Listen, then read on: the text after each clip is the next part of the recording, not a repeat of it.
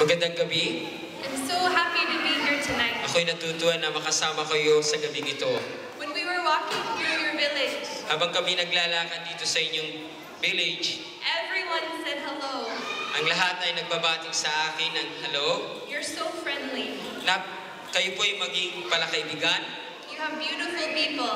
Kayo magaganda at gwapong mga tao na narito. I love the country of the Philippines. Nagustuhan ko na dito sa bansa ng Pilipinas. I've traveled all over the Philippines. Ako'y naglakbay na sa iba't ibang bahagi ng Pilipinas I love your people. at napamahal ako ng lubusan sa mga tao. But my favorite thing to do is to share stories with Pero ang people. gusto ko at paborito kong bagay ay bahagi ang mga kwento tungkol sa salita ng Diyos Stories from the Bible. na nagmula pa at hango sa Biblia. So tonight I want to share with you a story. Sa gabing ito, nais kong ibahagi ang kwentong ito sa bawat isa sa inyo.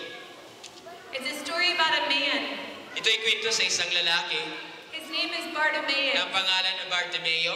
And the Bible says Bartimaeus was blind.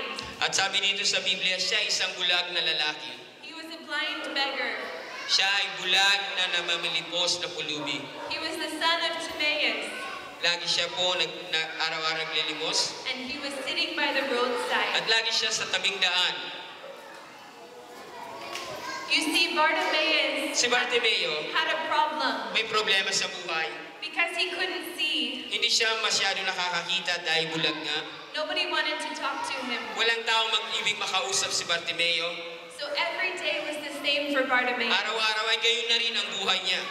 Every day he would wake up Pag umaga, pag siya'y gumising, and he would sit by the road.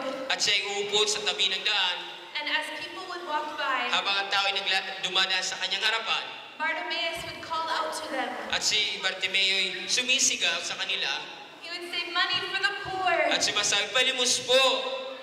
Money for the poor!" Palimos po!" Nobody loved Bartimaeus. Walang gustong makasama si Bartimeo. The next day, Ganun din ng isang araw, Bartimaeus woke up magigising siya and he went and sat by the road. at uupo doon sa tabi ng daan. And as people walked by, Habang ang tao ay naglalakad sa kanyang harapan, he called out, lagi siyang sumisigaw, "Money for the poor! "Palimos po! Money for the poor!" Palimos po!" Every day was the same for Araw-araw Bartimaeus. ganun na rin ang kanyang ginagawa.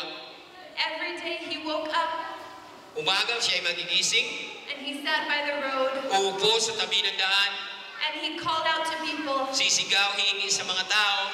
And every day people just walked right past Ang mga him. tao na dumadaan sa kanya, hindi siya pinapansin. Bartimaeus woke up one day Isang araw siya ay nagising, and he thought this day was going to be like every other day. inisip niya na sa kanyang sarili, ito'y ordinaryong araw lang katulad ng nakaraan. And he went to the road Siya ay pupunta sa tabing daan and he sat down. at siya ay uupo. And as the people walked by, Habang ang tao ay naglalakad sa kanyang harapan, he called out, "Money for the poor! sumisigaw, "Palimos po! Money for the poor!" Palimos po!" But then he heard a noise. Pero dali-dali siya ay nakarinig ng isang malaking ingay.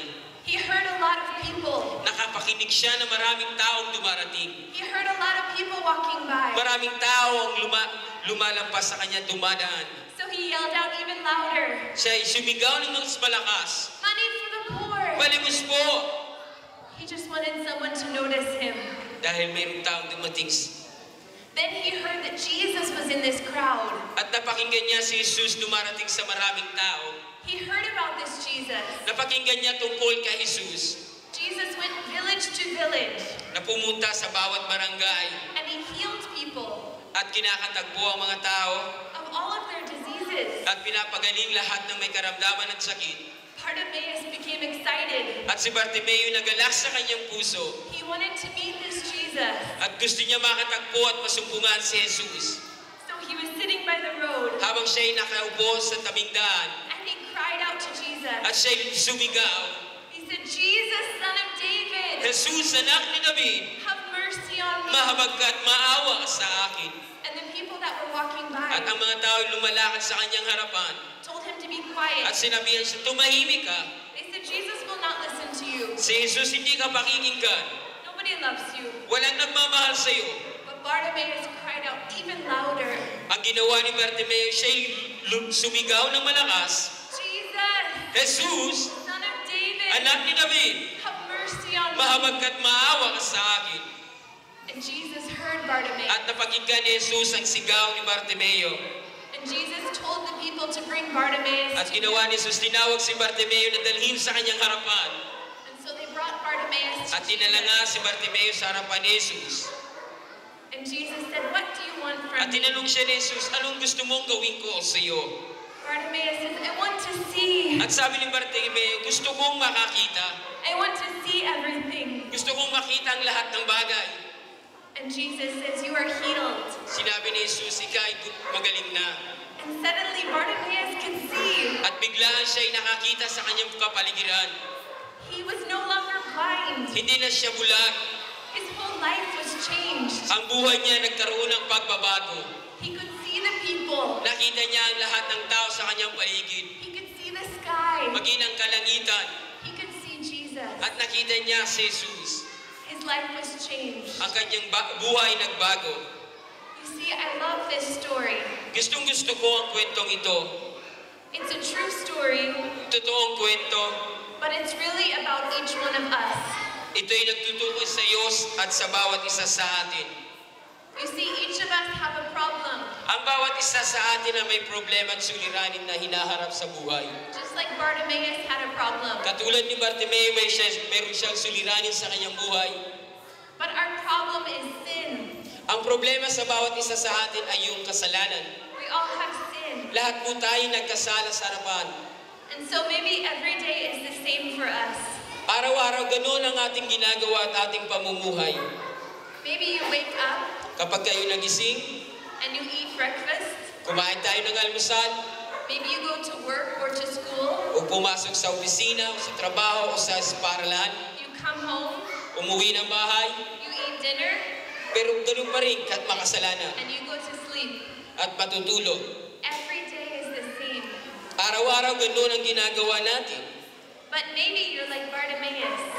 Maaari kayo si Bartimeo, Maybe you want something more. maaari meron kayong gustong bagay na gustong-gusto nyo sa inyong buhay. Maybe you know that there's something more to life. Gusto nyo mas makita pa, higit pa sa buhay na ating hinaharap ngayon. You see, because of our problem of sin, Dahil sa ating problema ang suliranin ay ang kasalanan, we are separated from God. tayo napalayo sa Diyos. Because God is perfect Dahil ang Diyos ay ganap and He has no sin. at hindi siya nagkakasala kailanman. But God loves you so much Pero dahil sa sobrang pagmamahal sa atin ng Diyos, that He sent His only Son, Jesus, dahil doon isinugo niya ang kanyang anak na si Jesus, the same Jesus in the story, nakatuga yung kwentong na si Jesus na sinasabi ko sa kwento, to die on the cross mamatay sa krus and be buried in the grave. at ilibing. But Jesus rose from the dead after Pero 3 hindi days. nanatili siya sa libingan, siya'y nabuhay mula sa libingan. Jesus paid the price for our sin. Binayaran ni Jesus ang lahat nating mga nagawang kasalanan. And Jesus is alive today. Si Jesus buhay ngayon And He wants a relationship with you. at gustong magkaroon ng ugnayan at relasyon sa bawat isa sa atin na naririto. Maybe you have struggles in your life. Meron tayong kinaharap na suliranin sa ating buhay. Maybe your struggle is alcohol. O tayo nagugumon sa pag-iinom ng alak. Maybe your struggle is gambling. O tayo nagugumon sa pagsusugad. Maybe your struggle is sexual sins. O tayo nangangaluan niya. Maybe you are disobedient to your O parents. hindi tayo sumusunod sa ating mga magulang. Maybe you have no hope. Nawala na tayo ng pag-asa. But just like in the story, Katulad sa kwento, just like how Jesus changed Bartimaeus, kung paano binago ni Jesus ang buhay ni Bartimeo, Bartimaeus thought it was a normal day. na ang sarili niya ay normal na sa kanyang buhay. Maybe today you thought it was just like every other Maaaring day. iba sa inyo ganun din ang iniisip na ganito na lang talaga ang buhay. But tonight, Sa gabing ito, Jesus is calling you, si Jesus tinatawag ang bawat isa sa atin. just like He called Kung Bartimaeus. paano tinawag ni Jesus si Bartimeo. He wants a relationship with you. Gusto ni Jesus magkaroon tayo ng ugnayan at relasyon sa bawat isa sa atin. He wants to forgive your sins. Gusto niyang alisin at patawarin tayo sa lahat nating nagawang kasalanan. He wants to change your life. Nais ni Jesus baguhin ang buhay ng bawat isa sa atin And He wants to give you hope. at bigyan tayo muli ng pag-asa. So now you will hear more about about this Jesus Marami pa kayong mapapakinggan tungkol kay Jesus sa gabing ito. and how you can give your life to Kung Him. paano natin may pagkaloob ang buhay natin